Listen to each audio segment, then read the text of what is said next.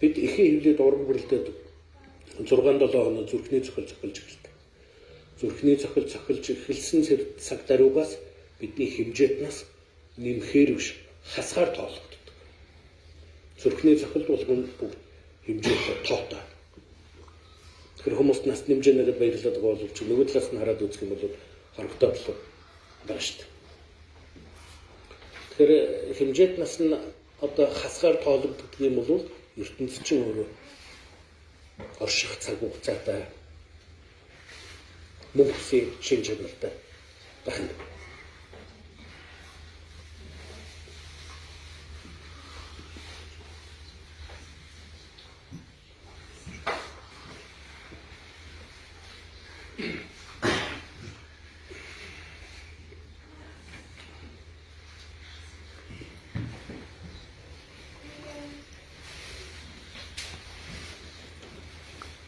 Тэр ертөнцийн бидний амьдарч байгаагийн одоо төрөл авч байгаагийн шалтгаан нөхцөл сайн уу аль төрөл рүү шилжих шилжилт эдгээрүүдийн хүчин зүйл нь ердөө кармагийн хууль буюу өвлийн үрийн зарчим дээр суурилдаг.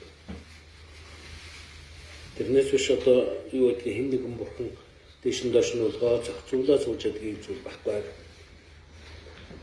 Тэр үхэл гэдэг нь нэг биенээс нөгөө бие рүү шилжиж байгаа шилжилтийн үйл явцыг л үхэл гэдэг.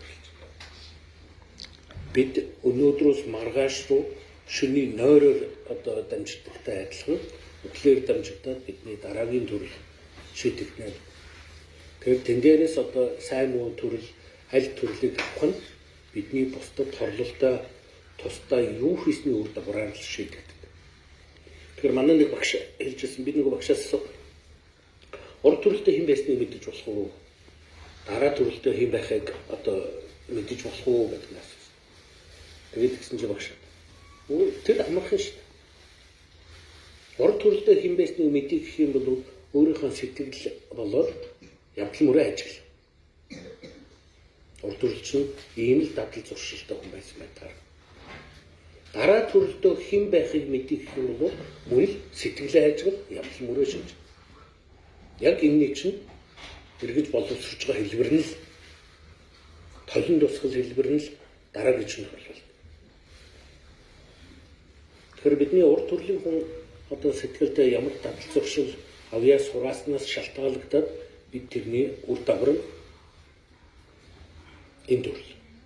Энэ төрөлдөө юу хийснээс шалтгаалагдаад бидний дараагийн төрөл энэний л тусгал болно гэсэн. Тэгэхээр бид хэтэрхий олон амьтан зовоогоод өөр бусдыг одоо зовоогоод олон амьтан халаад л одоо юу гэдгийг хилдэнцийн үйлийг үлдээд байх юм бол тэрний үр дагавраар зовлонгоос салахгүй гэсэн.